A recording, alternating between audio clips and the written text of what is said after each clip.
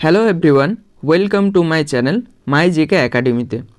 তো আমরা যেটা 25টা প্রশ্নের মেগা মক টেস্ট স্টার্ট করেছিলাম ডাব্লিউবিপি এবং কেপিকে কেন্দ্র করে, তার আজকে কিন্তু ক্লাস নাম্বার 4 অর্থাৎ চতুর্থ ক্লাস। তো দেখো, যারা ফার্স্ট, সেকেন্ড এবং থার্ড যেটা 3টা ভিডিও আমি দিয়েছি 3টে ক্লাসের, বাকি আগের 3টে ক্লাসের, তার যে ভিডিওগুলো প্লেলিস্ট করা রয়েছে সেই ভিডিওগুলো যারা দেখোনি তারা দেখে এসো, আশা করি খুব হেল্পফুল হবে। তো চলো আজকের প্রশ্ন দেখে নেওয়া যাক কী কী রয়েছে। আজকের 25টা প্রশ্নের মধ্যে কে কত পেলে কমেন্টে জানিও।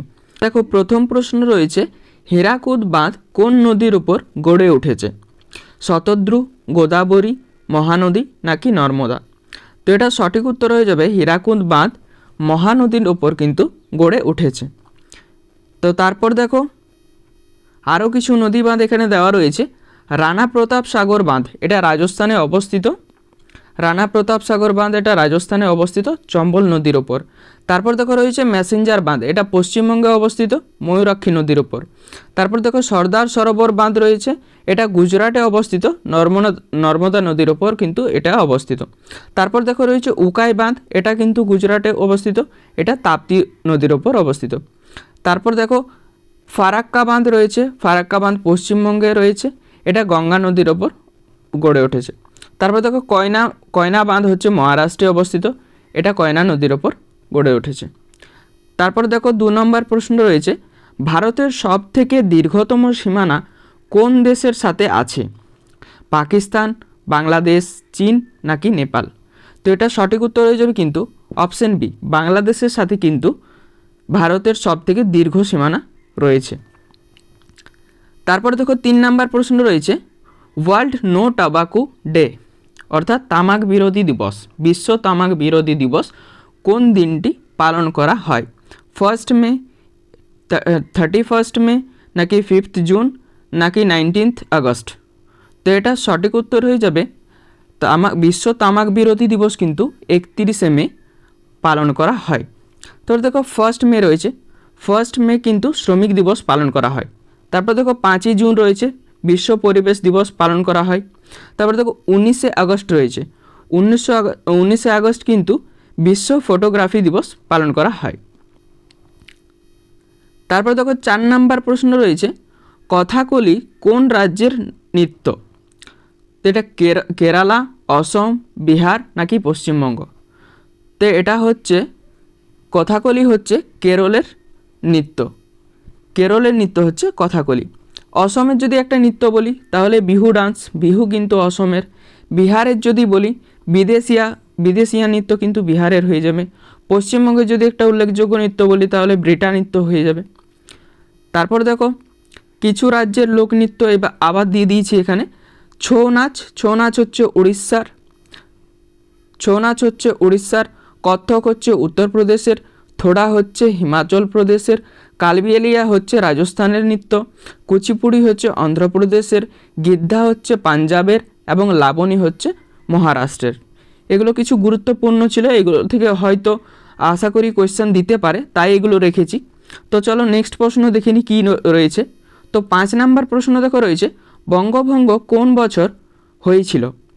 1905, 1911, 1946 নাকি 1951?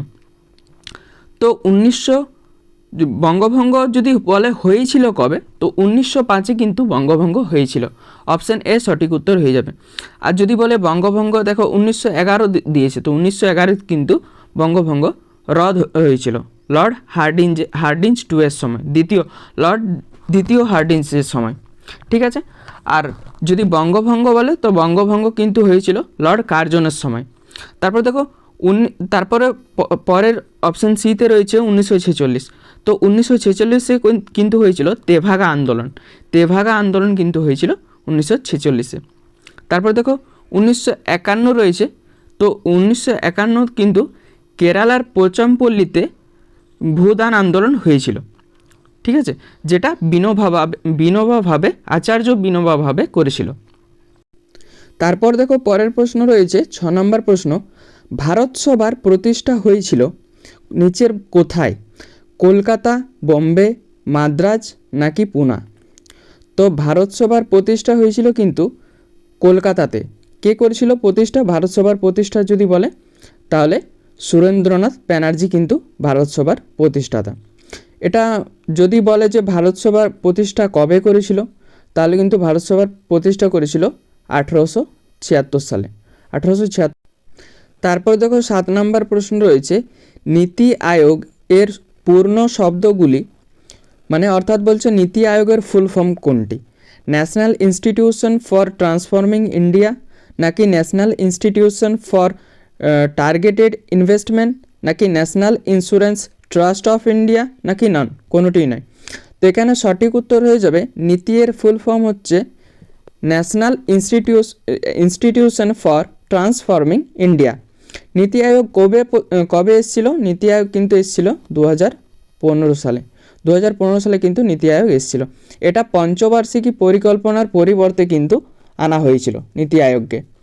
নীতি আয়োগকে কিন্তু বলা হয় থিঙ্ক ট্যাঙ্ক অফ ইন্ডিয়া, অর্থাৎ ভারতের বুদ্ধির ভাণ্ডার কিন্তু বলা হয় নীতি আয়োগকে।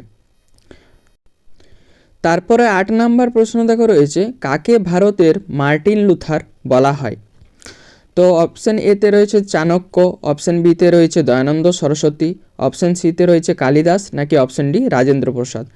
তো ভারতের মার্টিন লুথার কিন্তু বলা হয় অপশন বি, দয়ানন্দ সরস্বতীকে বলা হয় ভারতের মার্টিন লুথার। দয়ানন্দ সরস্বতীর যদি আসল নাম বলে তাহলে দয়ানন্দ সরস্বতীর আসল নাম কিন্তু হয়ে যাবে মূল শঙ্কর। তারপর দেখো চাণক্যকে কি বলা হয়? চাণক্যকে বলা হয় ভারতের মেকিয়াভেলি। চাণক্যর আরও যদি নাম বলি তাহলে এনার টোটাল 3টা নাম রয়েছে, চাণক্য বা বিষ্ণুগুপ্ত বা কৌটিল্য। তো চাণক্যকে কিন্তু ভারতের মেকিয়াভেলি বলা হয়। কালিদাসকে কি বলা হয়? কালিদাসকে বলা হয় ভারতের শেক্সপিয়ার। তারপর দেখো রাজেন্দ্র প্রসাদ রয়েছে, তো রাজেন্দ্র প্রসাদকে বলা হয় বিহারের গান্ধী। তো দেখো তারপর দেখো কাকে কি নামে ডাকা হয়, একটা গুরুত্বপূর্ণ লিস্ট এখানে রয়েছে। এপিজে আব্দুল কালাম, এপিজে আব্দুল কালাম যদি বলি, এপিজে আব্দুল কালামকে বলা হয় missile man of India. Sachin টেন্ডুলকারকে বলি যদি তাহলে লিটল মাস্টার। কপিল দেবকে বলা হয় হরিয়ানা হ্যারিকেন। মিলখা সিংকে বলা হয় উড়ন্ত শিখ। তারপর হচ্ছে ধ্যানচাঁদকে বলা হয় হকির জাদুঘর। তারপর লতা মঙ্গেশকরকে বলা হয় স্বর্ণ কোকিলা। তারপর নেপোলিয়ন বোনাপার্টকে বলা হয় ম্যান অফ ডেস্টিনি। মোহাম্মদ বিন তুগলককে বলা হয় পাগলা রাজা। তারপর দেখো আমির খসরুকে বলা হয় ভারতের তোতা পাখি। তো তারপর দেখো 9 নম্বর প্রশ্ন রয়েছে, কে 14 দফা দাবি পেশ করেন? Jawaharlal Nehru, doctor Shyamaprasad Mukherjee, B R. আম্বেদকর, নাকি মোহাম্মদ আলী জিন্নাহ। তো 14 দফা দাবি কিন্তু পেশ করেছিল মোহাম্মদ আলী জিন্নাহ। তো তারপর দেখো 10 নম্বর প্রশ্ন রয়েছে, কম্পিউটারের আইসি চিপ কি দিয়ে তৈরি? তো এখানে দেখো অপশান এতে রয়েছে আয়রন, অপশান বিতে রয়েছে ক্রোমিয়াম, অপশান সিতে রয়েছে সিলিকন, নাকি কোনোটি নয়। তো এটা সঠিক উত্তর হয়ে যাবে কম্পিউটারের আইসি চিপ কিন্তু সিলিকন দিয়ে তৈরি হয়। তারপর দেখো 11 নম্বর প্রশ্ন রয়েছে, গুপ্ত যুগে কে উত্তর রামচরিত নাটক রচনা করেছিলেন? শূদ্রক, বিশাখা দত্ত, ভবভূতি, নাকি কালিদাস। তো গুপ্ত যুগে উত্তর রামচরিত কিন্তু নাটক রচনা করেছিলেন, এটা অপশান সি হতো এখানে, ভবভূতি। তো গুপ্তযুগে উত্তর রামচরিত নাটক রচনা করেছিলেন ভবভূতি। বিশাখা দত্তের যদি লেখা বই বলি তাহলে কিন্তু মুদ্রা রাক্ষস হয়ে যাবে বিশাখা দত্তের লেখা। শূদ্রকে হয়ে যাবে মিচ্ছকটিকম। তারপর কালিদাসের হয়ে যাবে অভিজ্ঞান শকুন্তলম, রঘুবংশম ইত্যাদি। তারপর দেখো আরও কিছু বই ও লেখক এখানে রেখেছি, যেমন ডিভাইন কমেডি। তো ডিভাইন কমেডি হচ্ছে দান্তের লেখা। তারপরে সত্যার্থ প্রকাশ হচ্ছে স্বামী দয়ানন্দ সরস্বতীর লেখা। লাইভ ডিভাইন হচ্ছে অরবিন্দ ঘোষের লেখা। গীত গোবিন্দম হচ্ছে জয়দেবের লেখা। পঞ্চতন্ত্র হচ্ছে বিষ্ণু শর্মার লেখা। সূর্য সিদ্ধান্ত হচ্ছে আর্যভট্টের লেখা। অষ্টাধ্যায়ী হচ্ছে পাণিনির লেখা। অর্থশাস্ত্র হচ্ছে কৌটিল্যর লেখা এবং রামচরিত হচ্ছে সন্ধ্যাকর নন্দী। দেখো আগের কোয়েশ্চেন যেটা এই কোয়েশ্চেন ছিল সেটা ছিল কিন্তু উত্তর রামচরিত, এটা ছিল উত্তর রামচরিত। উত্তর রামচরিত যদি বলে তখন ভবভূতি হয়ে যাবে, কিন্তু এখানে দেখো রয়েছে রামচরিত। তো রামচরিত কিন্তু সন্ধ্যাকর নন্দীর লেখা। তারপর দেখো রয়েছে লাস্টে রামায়ণ। তো রামায়ণ কিন্তু বাল্মীকির লেখা। তারপর দেখো 12 নম্বর প্রশ্ন রয়েছে, ভারতের দীর্ঘতম হিমবাহ কোনটি? তো এখানে দেখো অপশান এ তো রয়েছে ল্যাম্বার্ট, তারপরে দেখো রয়েছে হুবার্ট, তারপরে রয়েছে গঙ্গোত্রী নাকি সিয়াচেন। তো ভারতের দীর্ঘতম হিমবাহ কিন্তু অপশান ডি, সিয়াচেন কিন্তু ভারতের দীর্ঘতম হিমবাহ। আচ্ছা, যদি ল্যাম্বার্ট আছে, দেখো ল্যাম্বার্ট যদি বলে এটা হচ্ছে বিশ্বের বৃহত্তম হিমবাহ হচ্ছে ল্যাম্বার্ট। আচ্ছা, হুবার্ট দেখো রয়েছে, হুবার্ট কিন্তু আলাস্কায় দেখা যায়, হুবার্ট হিমবাহ কিন্তু আলাস্কায় রয়েছে। তারপর দেখো 13 নম্বর প্রশ্ন রয়েছে, নিম্নলিখিতগুলির মধ্যে কোনটির সাথে AGMARK এগমার্ক সম্পর্কিত। তো এটা হচ্ছে অপশান এ কৃষিদ্রব্য, অপশান বি রত্ন ও অলঙ্কার, অপশান সি হচ্ছে মূলধনী দ্রব্য, নাকি উপরের কোনোটি নয়। তো এই শব্দটা যুক্ত হচ্ছে কিন্তু কৃষিদ্রব্যের সাথে। এটা অর্থনীতির কোয়েশ্চেন, খুব ফেমাস কোয়েশ্চেন, এটা বহু পরীক্ষায় দিয়েছে, তো এটা করবে, আশা করি কমন পেতে পারো। তারপর দেখো 14 নম্বর প্রশ্ন রয়েছে, লাক্ষাদ্বীপের প্রধান ভাষা কি? কন্নড়, মালয়ালম, উর্দু নাকি কোঙ্কনি। তো লাক্ষাদ্বীপের প্রধান ভাষা হচ্ছে কিন্তু মালয়ালম, মালয়ালম হচ্ছে লাক্ষাদ্বীপের প্রধান ভাষা। এটা কিন্তু কেরলেরও প্রধান ভাষা, কেরলেরও কিন্তু প্রধান ভাষা হচ্ছে মালয়ালম, ঠিক আছে। তারপর দেখো কন্নড়, কন্নড় কিন্তু কর্ণাটকের ভাষা। উর্দু যদি বলি তো উর্দু কিন্তু পাকিস্তানের জাতীয় ভাষা। কোঙ্কনি যদি বলি এটা হচ্ছে গোয়ার ভাষা। তারপর দেখো 15 নম্বর প্রশ্ন রয়েছে, উজ্জয়িনী কোন নদীর তীরে অবস্থিত? নর্মদা, ঝিলাম, শিপ্রা নাকি চম্বল। তো উজ্জয়িনী কিন্তু শিপ্রা নদীর তীরে অবস্থিত।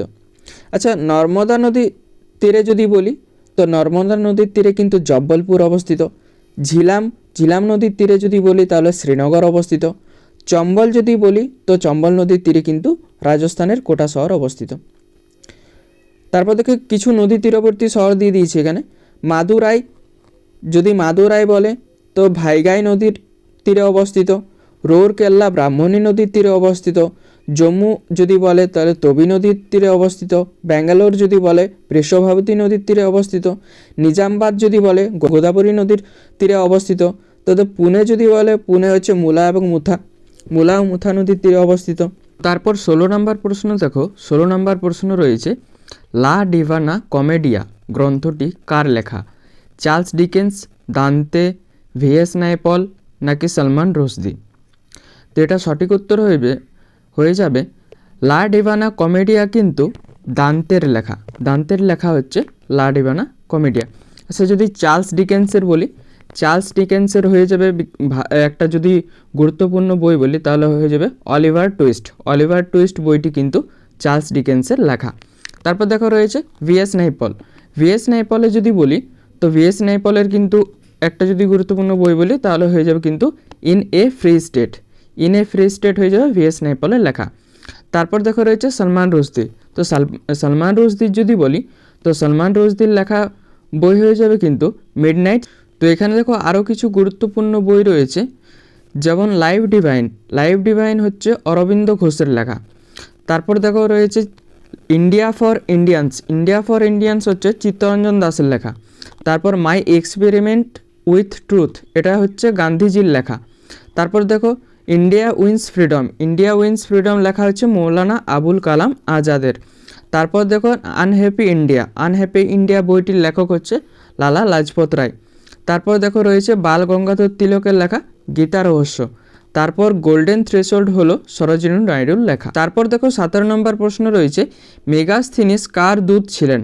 আলেকজান্ডার, সেলুকাস, দারিয়াস নাকি সাইরাস। তো এখানে সঠিক উত্তর হয়ে যাবে মেগাস্থিনিস কিন্তু সেলুকাস নিকেটরের দূত ছিলেন। তিনি এসেছিলেন চন্দ্রগুপ্ত মৌর্যের রাজত্বকালে। মেগাস্থিনিসের একটা যদি গুরুত্বপূর্ণ বই বলি তাহলে তার লেখা গুরুত্বপূর্ণ বই হচ্ছে ইন্ডিকা গ্রন্থের লেখক হচ্ছে মেগাস্থিনিস।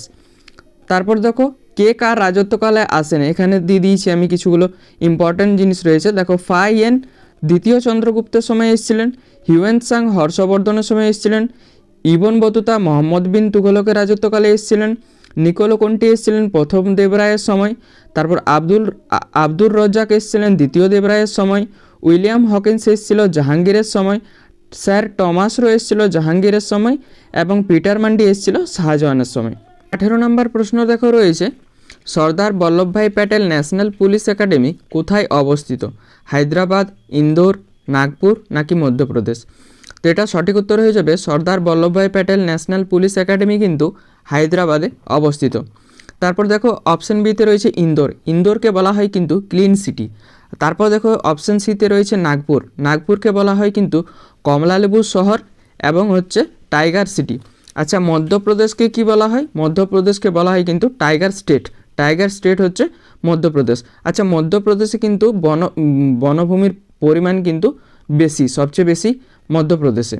তারপর দেখো 19 নম্বর প্রশ্ন রয়েছে মানব উন্নয়ন সূচি নির্মাণ করেছিলেন নিচের মধ্যে কে? তো অমর্ত্য সেন, মেহবুব উল হক নাকি মোহাম্মদ ইউনুস নাকি পল স্ট্রিটেন? তো এখানে সঠিক উত্তর হয়ে যাবে মানব উন্নয়ন সূচি নির্মাণ করেছিলেন কিন্তু মেহবুব উল হক। এটা কত সালে হয়েছিল? এটা হয়েছিল 1990। ঠিক আছে।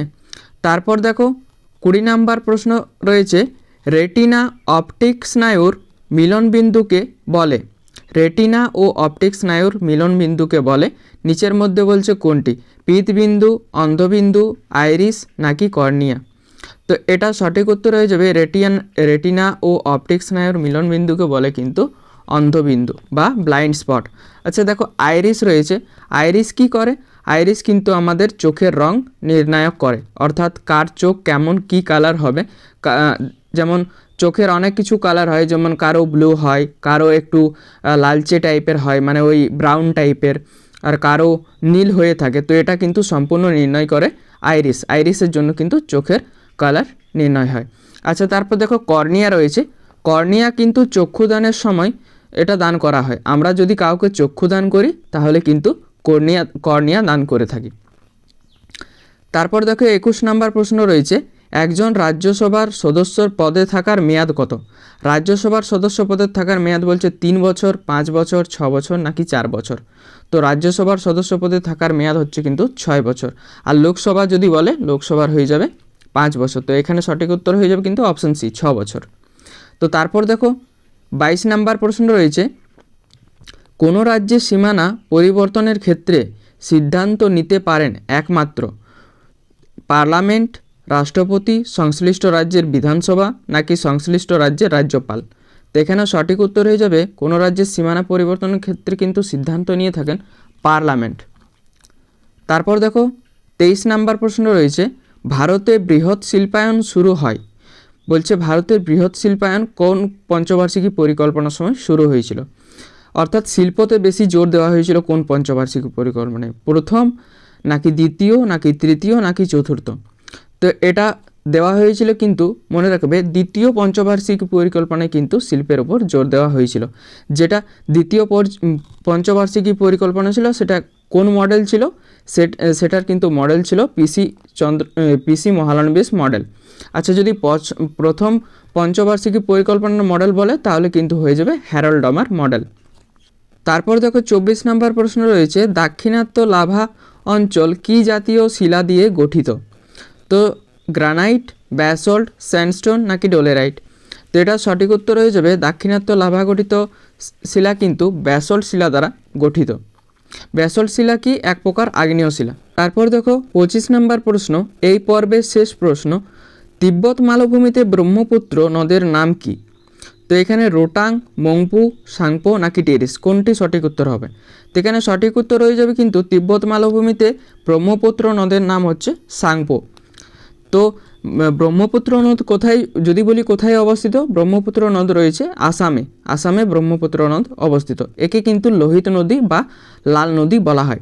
তো এই ছিল এই পর্বের 25টি প্রশ্ন। কেমন লেগেছে পর্বটি অবশ্যই কমেন্ট করে জানিও, এবং ভালো লেগে থাকলে অবশ্যই লাইক করবে, এবং যদি মনে হয় তাহলে একটা বন্ধুর সাথে অবশ্যই শেয়ার করবে, এবং ততক্ষণ অবধি পড়াশোনা করো। দেখা হবে পরের ভিডিওতে। ততক্ষণ অবধি bye bye and Radhe Radhe.